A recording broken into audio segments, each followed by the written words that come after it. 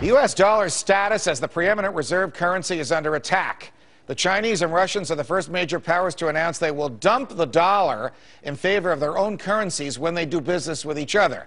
My next guest is not surprised. He says it only gets worse from here. Peter Schiff is president of Euro-Pacific Capital and host of his own daily radio show at schiffradio.com. Peter, welcome back. Thanks for having me. What are they doing? What are they trying to do, and what are they literally doing when they don't use the dollar as the standard? Well, what they're trying to do is move away from invoicing each other in dollars. You know, many global transactions that don't involve the United States take place in dollars. So, for example, if Russia is going to sell oil to the Chinese, it invoices them in dollars, not in rubles or in RMB, and vice versa. If the Chinese are going to sell textiles to the Russians, again, they're using dollars. And what this shows is they're breaking away from using the dollar as an international currency of invoice, and instead they're going to trade in their own currencies. Okay, how does that harm you or me or the federal government or the average folks at home that the Chinese and the Russians are using yuan and rubles instead of dollars? Well, if this is a trend, and even these are two big countries on their own,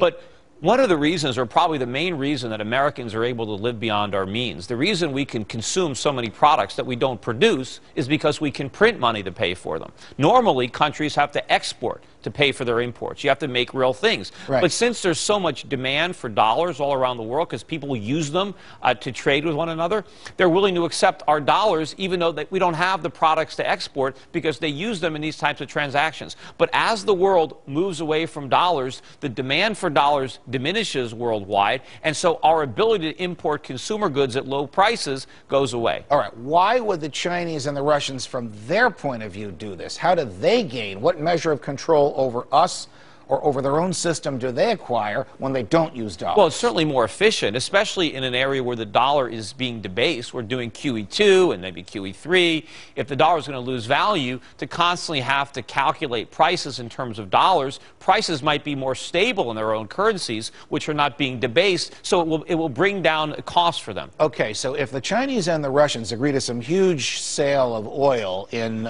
2009, some fantastic amount of money in dollars, and between the time they agree and the time they actually exchange the oil for the dollars, the value of the dollar goes down.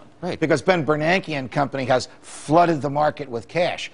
What happens to the value of that oil deal? It's worth less. Well, exactly. And that's why I think you're going to see a broader scale implementation of this. You know, right now, OPEC, the OPEC nations still invoice oil globally in dollars. So if somebody, let's say, in Australia wants to buy OPEC's oil, they still pay in U.S. dollars. But at some point, I think OPEC is going to move away, and they're not going to use the dollar. Maybe they'll use the RMB. Maybe they'll use gold. Maybe they'll use the euro. Now, the euro is having some problems right now, which is potentially helping the dollar by taking the focus off of the American problems and putting them on European problems. All right. But this is not going to persist. Before I let you go, in a couple of minutes, we're going to show this cartoon, this wonderful cartoon that you know a great deal about, which demonstrates for anybody with great ease to understand the problem of the Fed flooding the market with cash.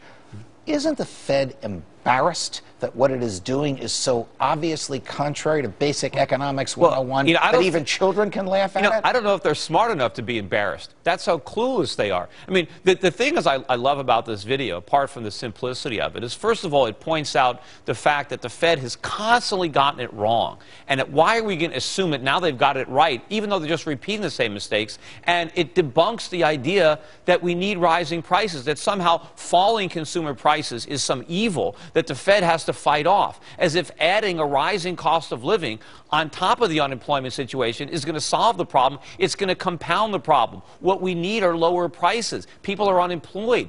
Cheaper goods would help out. Real estate prices are too high. They have to come down. And if the Fed tries to fight that, they just create bigger problems than the ones they think they're trying to solve. Peter Schiff, thanks very much for joining us. Up next,